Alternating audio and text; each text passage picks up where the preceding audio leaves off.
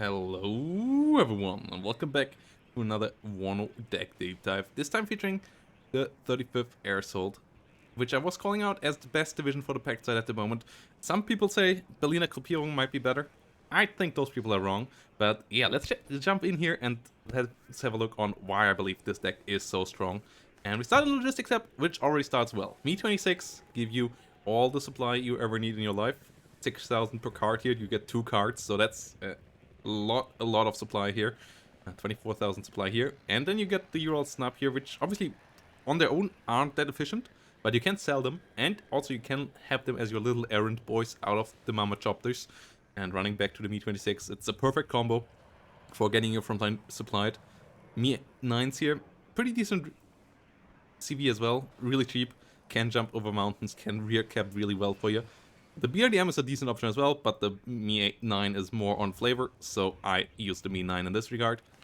And then the next CV is in your infantry tab, where you get the Dejant Comrade. Can bring them in BMD 1s as well, with the autocannons. BMD 2 at the moment a bit weaker with the autocannon, but still somewhat decent. And the Dejant Comrade is nice with the Igla, can capture nicely as well, has the forward deployment, so pretty good CV here. Then the Conquerors unit here, coming quickly in some units in the with Conquerors.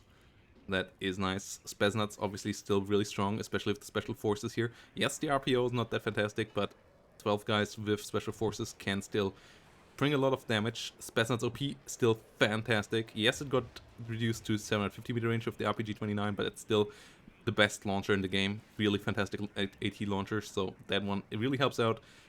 Dealing with vehicles close by. And then the SPG-9 can be annoying. We run some robots here as well, so that we have some longer range ATGM vehicles. It has bad optics, bad stealth. It's not fantastic, but you don't get any other cheap vehicle with ATGMs, so here that is the option to go for that. Dejaniki Medis, some other ATGM on some infantry teams got buffed in their stress, so these guys really hit home as well, especially nice for forward deployment. Dejaniki BMD, decent, and then 2 infantry unit, 2 Dejaniki in the SH in helicopters, 1 in Me2, so they come in cheap. 70 points for getting an infantry unit with a good AT weapon into nice frontal spots. Yes, it only has 7 hit points, but getting this early out and getting it into good spots is nice. And then the second one comes in the Me8 MTV, which is a helicopter with 20 ECM that can come around and deal damage to the enemy with its rockets. So this is a really nice combo here in the end, really rounding up the infantry, allowing you to get into gnarly positions early on, and then also allowing you to hit the enemy here with the rockets pretty well. And the 20 ECM is pretty big here for this thing. Like the normal Mi 8T version, I don't think it's worth it, but it's for the same price you get one with 20 ECM, so I feel like this one is really worth it. This one even could go maybe down to 100 points or so. Yeah, artillery, we only use some Nonas. Everything else I don't believe is great. Could consider a second card of Nonas, but then you would have to cut anything else, something else. And yeah, they can smoke for you, they can hit the enemy fast, they can reposition, they actually deal a decent amount of damage, so I don't think you need anything else than the Nonas. Vajilek sadly still really underperforming, Kratz sadly still really underperforming, so that's the one big weakness of the deck, but the Nona is decent enough that it's not super bad. Like, you get your smoke, you get your mobility, so that is nice. Tanks, at the moment, insanely strong. For 4 slots only, the T64 still comes in fantastic availability, which most likely is gonna go nerfed soon, because at the moment that's just crazy that they still get the high availability, but everybody else gets the low one, and you get with 2 cards still 12 fantastic tanks. With this one we have 14 fantastic tanks here.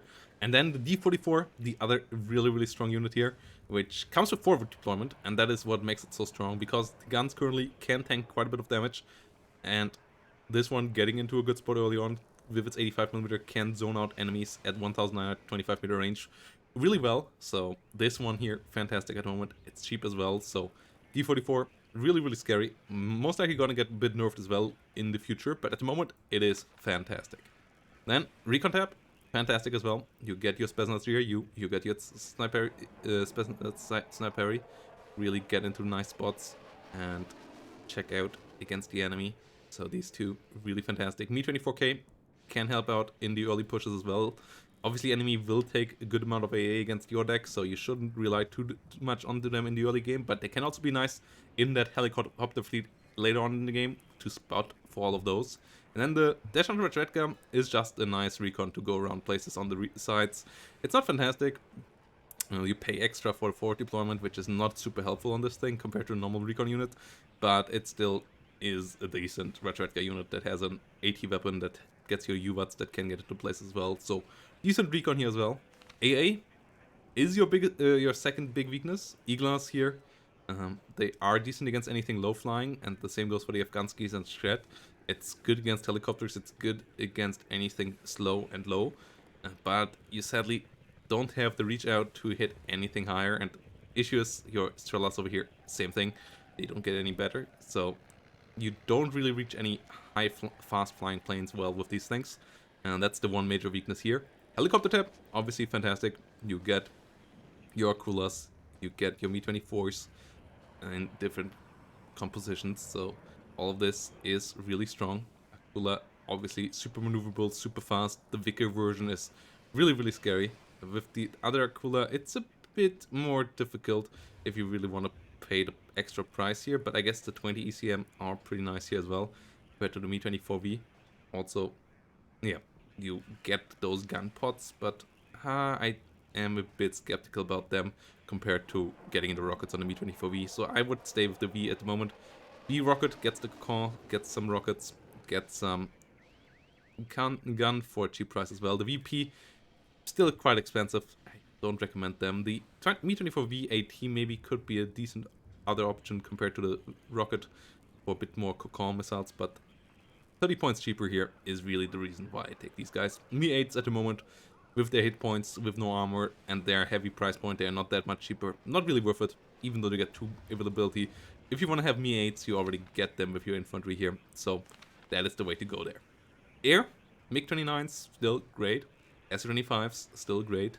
MiG-25, Seed, quite necessary to help out your helicopters, doing well.